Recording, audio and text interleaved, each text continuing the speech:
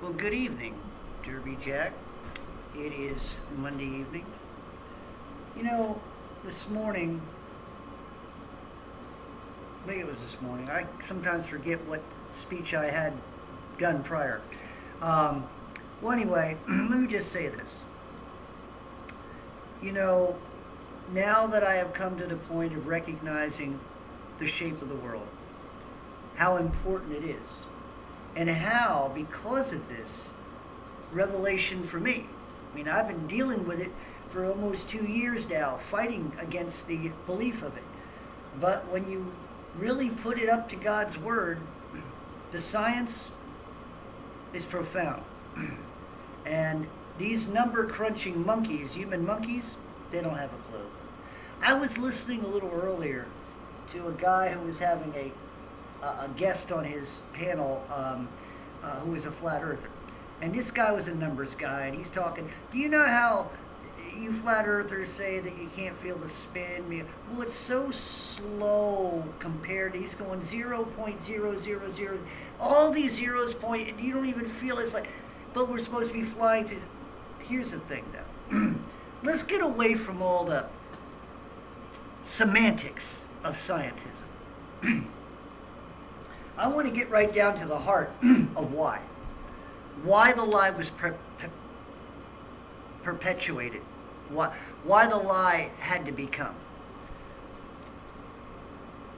Satan, who controlled the world after the fall, basically wanted to control man's mind, how man thought. He knew he couldn't truly get rid of God. He couldn't burn all the Bibles. He was things that God was able to keep from him. But he did his damnedest and done a very good job at manipulating a good percentage of the world. And through the generations, the manipulation just got stronger. The delusions got more, and more and more. The true reason is because the reason why we have a space, and the other reason, there could have been so many different things. I mean, look, I would have been happy, not questioning anything, if we were just in one little place and we were around our sun spinning around and we were just in our Milky Way, but we're not moving. See, that's always been my problem about space. Why are we moving if you could still see the same constellations? And well, we're so small. I always hear that say, well, you wouldn't notice it. Oh yeah, I've been here for 63 years. I still can't see a minuscule of movement. How come the star, the North Star and the South Star are all the same? They got all the numbers. The problem is with their numbers, okay? Sort of like when man got a hold of the Bible and started translating it. They had to put numbers in it. See, they calculate everything, and so does God. But when God calculates numbers, doesn't it seem to find that God's numbers are perfect numbers? They're God's numbers. But then anything that's calculated in the world, usually when you start getting into calculations, you're seeing a lot of sixes, a lot of threes, a lot of 12s. 24s, 42. You're seeing all the odd, all the negative numbers in the world's numerology, right? Now, here we go. The reason we are coming from a Big Bang, and the Big Bang basically is that we have to remember God's residency. When God spoke it, it became, okay? God built, he had material that came out of nothing, okay? They can't technically do that. So the thing of it is, what they got to do is you get rid of God by running away from him. So we have been running away from God since the Big Bang. That's why we're traveling through space. Think about it for a moment. That's why we're traveling and the moon and sun and the stars, they're all traveling and all space is moving because what they're doing by doing that. See, God is in one place. Even as a Christian, how can you know where God is if you're traveling so far away? The space is moving. And if everything in space is moving, I've heard that before too. Well, the argument is because everything's moving. Well, why is everything moving? And even if it was moving, it'd be moving in different directions and all that, like it would be splattered out if there was a big bang. But see, that's not. So it always seems like everything is one side. You know, like we look at our north and south, even if you're looking at the globe, you know, why is it, of course, we're in America. We always show the America, right? If you were in Austria, they'd probably show Austria. You're in Africa, the globe would always be, the first thing you see when you turn on the TV of a globe would be Africa. What it is that everybody has a different designation. And now we're just going. In space, we're just moving. Because we're running away from God. That's why they do this. That's why the narrative is that we're moving through space. Anything to move, because anything that's still, okay, means that we're in the presence of the stillness of God, and they can't handle that. They know it's there. They know that what they're saying is a lie, but they have to continue that because they have to run. It's a running. It's a sprinting away. That's why we're traveling through space, according to them. That's why, and so, but yet, the constant, here's the thing you have to recognize. Look around at the constant, because like I said, of course you're not going to feel a spin according to the numbers that they said if you were on a real Earth going around. I understand that, but that's not what's going on. You don't feel a spin because there is no spin. Because the sky above you doesn't show what they're telling you it is.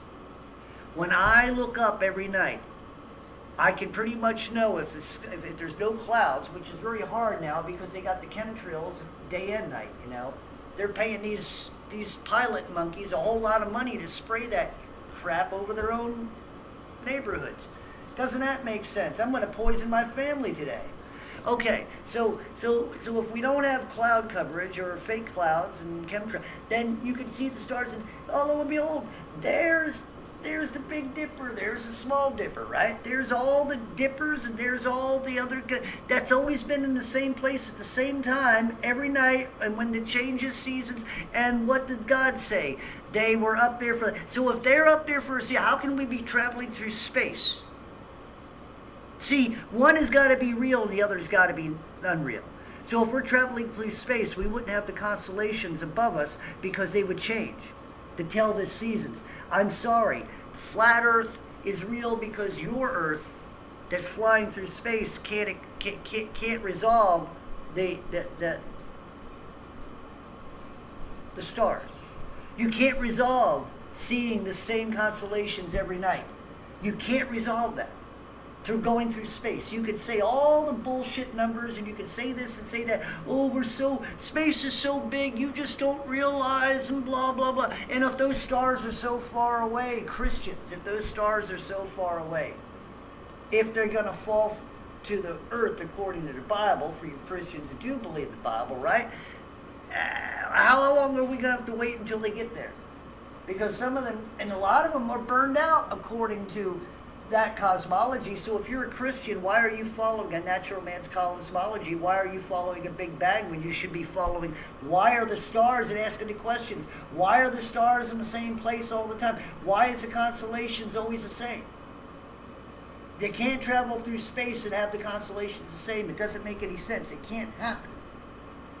I don't care. You can, if you're one of those numbers guys, don't come to me with numbers because I don't want to hear your babble.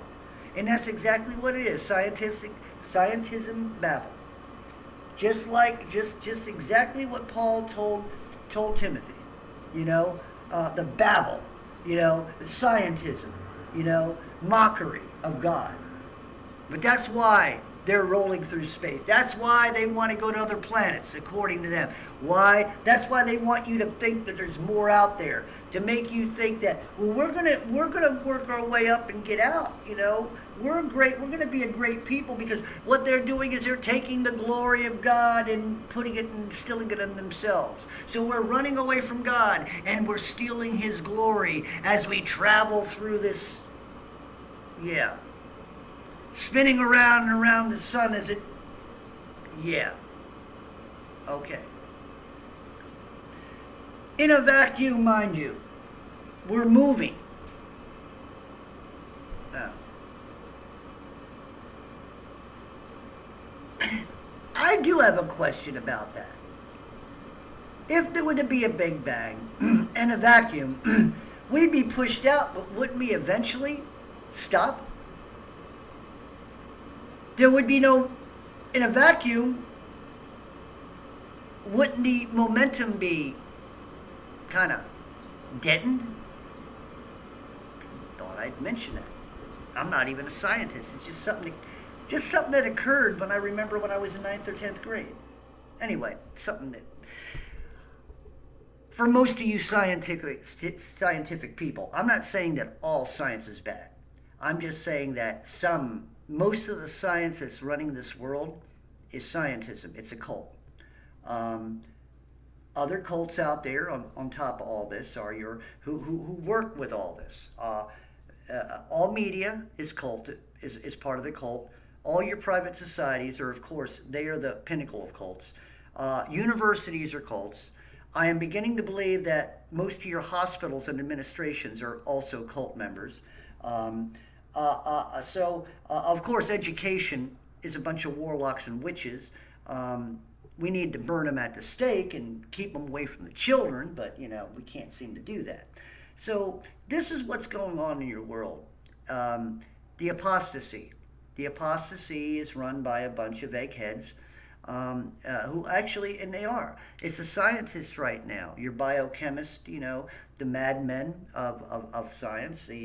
Then you got your skyjackers, the ones who are trying to tell you, like I said, you're in a big bang, you're traveling through space, and of course, let me end this sentence with running away from God, flying away from God. That's right, So thank God that I'm on a different cosmology. I'm on a cosmology that God made, which makes sense.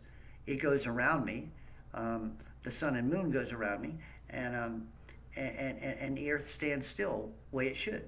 And it makes sense that when God does shake the earth, you'll feel it.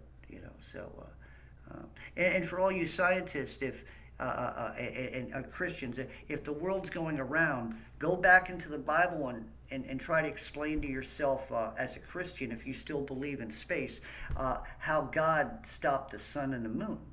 You ought to go find those scriptures. You know where they are. You just haven't been reading them properly. Your ministers haven't been telling you the truth. They just skim over that. And God stopped the moon, and God stopped, and then he went on to move it so you wouldn't even think about what was just said. And that's how they train you. Because you're a good trained little monkey, even you Christians.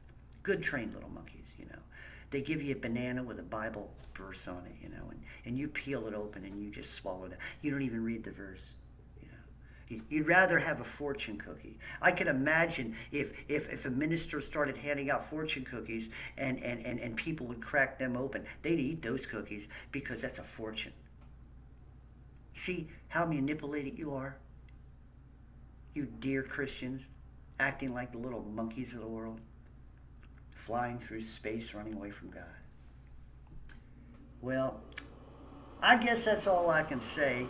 I'm going to try to see if I can get this on my other channel, the one that won't let me do long videos because I have 3 channels. Makes a lot of sense, doesn't it? I demanded them to get back in touch with me, and lo and behold, nobody got back in touch with me yet. Anyway, Derby Jack out. See you all on the other side.